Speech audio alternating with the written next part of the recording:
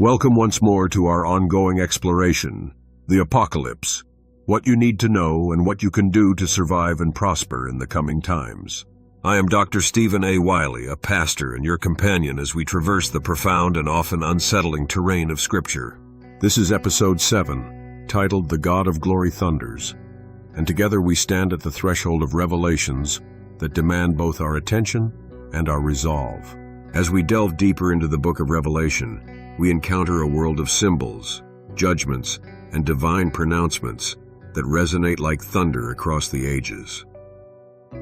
Have you ever paused to consider what such thunder might mean, not just as sound, but as a voice, a call, a warning?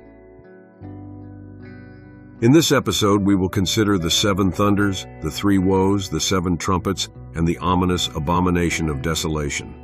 These are not mere relics of ancient text.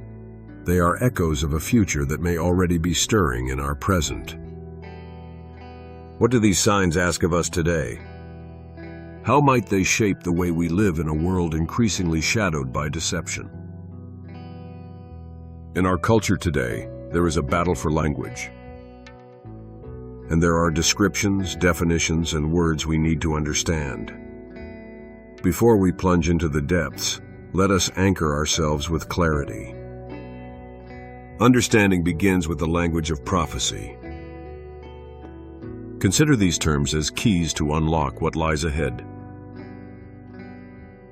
The word woe, a word heavy with sorrow, grief, anguish, affliction. It is not just a cry, but a judgment, a divine signal of consequence. When you hear woe, what stirs in your heart? Or perhaps a call to turn back. The word trumpet. In Scripture, a trumpet is no mere instrument. It is a herald, a summons to attention. From the walls of Jericho to the courts of heaven, it announces God's movement. What might it mean for a trumpet to sound in your own life? The word abomination, something detestable, an affront to the sacred. Paired with desolation, it paints a picture of ruin, a holy place defiled. Can you imagine what could provoke such disgust in the eyes of God? These definitions are not academic exercises. They are lenses through which we glimpse the divine narrative. As we proceed, ask yourself, how do these words resonate with the chaos we witness in our world today? The seven thunders, a voice sealed in mystery. I want you to picture this. John the Apostle stands in a vision where a mighty angel strides across sea and land, a scroll in hand, his voice roaring like a lion. Then come the seven thunders, the voice rumbling with a message so potent that John prepares to record it, only to be stopped. Why the silence? What could be so overwhelming that even Scripture withholds it? Thunders appearing between the sixth and seventh trumpets are not mere noise. In the Greek, thunder means to roar, a sound tied to judgment across the Bible. Think of 1 Samuel chapter 2 verse 10, where God thunders against his adversaries, or Psalms chapter 18 verse 13, where his voice resounds from heaven. Here, as revealed in John's book of Revelations, they emerge as God's voice, majestic and fearsome, previewing the wrath to unfold. Revelation chapter 4 verse 5. Yet their messages remain hidden. Could it be too terrifying for human hearts to bear? Or is it a mercy that we are spared its weight until the appointed time? I challenge you to consider this. If God speaks and then silences the record, what does that say about his sovereignty? More importantly, what does it say about our own human frailty? Are there truths too vast for us to grasp, reserved for his perfect timing? The three woes and the seven trumpets, as judgment unfolds. The trumpets of Revelation sound a cadence of divine reckoning, and within them lie the three woes, final warnings to a rebellious world. Announced in Revelation chapter 8, verse 13, these woes follow the fifth, sixth, and seventh trumpets, each unveiling affliction meant to pierce the conscience of humanity. The first woe, echoing in the book of Revelations chapter 9, verses 1 through 12. From the abyss emerge locusts unlike any natural swarm, with stings like scorpions, tormenting those without God's seal for 5 agonizing months. They do not kill but leave their victims longing for death, a mercy withheld. Literal creatures or symbols of a deeper torment. What might it mean to live under such a scourge, untouched by grace? The second woe, revealed for us in John's Revelation chapters 9, verses 13 through 21, and in chapter 11, verse 14. 4 bound angels, demonic forces long restrained, are unleashed at the Euphrates, leading an army of 200 million to slay 1/3 of mankind. After this, heaven declares the world's kingdoms belong to Christ, as quoted in the book of Revelations chapter 11, verse 15. Does this signal a turning point, a fleeting hope before the final storm? The third woe is explained in Revelation chapter 11, verses 15 through 19, and in chapter 16, verses 1 through 21. Tied to the seventh trumpet, this woe unleashes the 7 bowls of God's wrath, the ultimate horror, a crescendo of judgment. Jesus himself warned that without divine intervention, no one would survive. Do you remember reading this in the Gospel of Matthew chapter 24, verse 22? What does such severity reveal about the cost of sin? These trumpets and woes are not distant tales. They beckon us to examine our own life and times. Wars, rumors of wars, and global crises. Do they echo these ancient warnings? How should we respond when the air grows thick with such signs? The Abomination of Desolation, a defilement foretold. Now let us turn to a moment Jesus himself spotlighted, the Abomination of Desolation. In Matthew chapter 24, verse 15, he points to Daniel's prophecy, found in Daniel chapter 9, verse 27, chapter 11, verse 31, and chapter 12, verse 11. Warning of a day when something or someone detestable will stand in the holy place, triggering desolation. Foretells a ruler who forges a 7-year covenant with Israel, only to shatter it mid-term.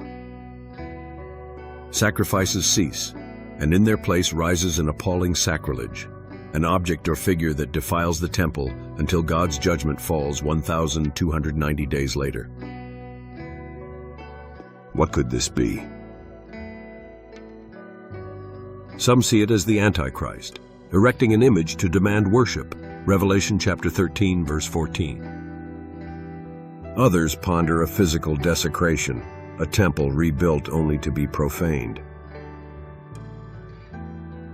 The details are intricate, yet the stakes are clear. When this occurs, flee. The following 3.5 years will be unmatched in the tribulation. We are warned of this in the Gospel of Matthew, chapter 24, verse 21. Imagine standing in Jerusalem witnessing this unfold. Would you recognize the sign? Could such a treaty, perhaps born from war or chaos, be nearer than we think? A world in turmoil, woes, wars, and God's control. Our day and age is no stranger to upheaval. I recall the dread of the Cuban Missile Crisis, hiding under desks as a child, the shadow of atomic war looming. I've seen Vietnam's toll in body bags on the evening news, and decades later, conflicts persist. Each a reminder of humanity's bent toward destruction. Today, propaganda drowns truth, and governments wield fear like a weapon. Yet Scripture assures us, God reigns supreme. We can read this in the book of Acts, chapter 17, verses 26 through 28. Nations rise and fall by his decree, not ours. Revelation chapter 17, verses 13 through 17 unveils rulers yielding power to the beast, waging war against the Lamb, only to be overcome. Jeremiah chapter 15 verses 1 through 7 speaks of a God weary of relenting, his judgment unyielding against unrepentant hearts. During such a reckoning, consider the one world government and its ever-expanding fiat currency. Revelation chapter 13 verses 16 and 17 hints at a mark controlling all commerce, a system where survival hinges on submission. Are we holding contact tracing systems in our own hands? If you lived more than 2,000 years ago, how would you describe a cell phone that was being used? Would you say it was being placed in the hand, or on or near the forehead if the person was speaking into the phone? What would you choose if faced with that mark? Life at the cost of your soul, or faith unto death? A call to reflect and stand firm. This is not a message of despair, but of sober encouragement. God reveals these things not to paralyze us, but to prepare us. As Jeremiah chapter 15 verses 19 through 21 promises, those who speak truth and stand unshaken will find his protection. The seven thunders, the woes, the trumpets, and the abomination. They weave a tapestry of justice and mercy, urging us to trust not in fleeting powers, but in the God who thunders from his throne. Ask you, when the world trembles, where will your faith rest? If the trumpets sound in your lifetime, will you hear them as judgment, or as a call to readiness? What does the abomination of desolation stir in you? A curiosity to watch, or a resolve to pray? In a culture that calls lies truth, how will you anchor yourself in the one who is truth? These questions are not rhetorical. They are invitations to wrestle, to seek, to endure. The road ahead in our series will deepen, unveiling more of God's plan. Armageddon, the Rapture, the bowls of wrath. Stay with us, because while the God of glory thunders, the voice of his bride will not be ignored forever. You may not be listening, but I can assure you, until next time, may the Lord bless you and protect you, guide you, and prosper you as you follow hard after him. This is where it all starts.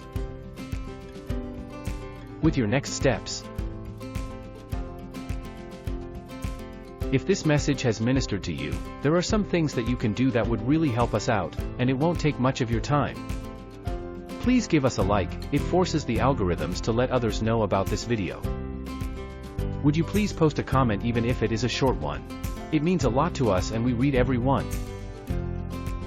Also, I know it's a lot to ask, but would you consider sharing this message with your friends? They will be blessed by the message as well. Subscribing means you won't miss any future updates or releases.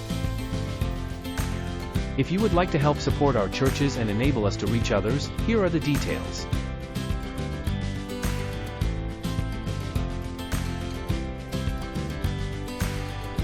Scanning a QR code is not difficult, but every phone is a bit different and you will just need to figure out your system's way of doing it. Some countries outside of the United States use a different system to transfer funds. If you are familiar with this, you know how easy it is to use. Zelle is the fastest way to send money inside the United States, and it is free to both of us.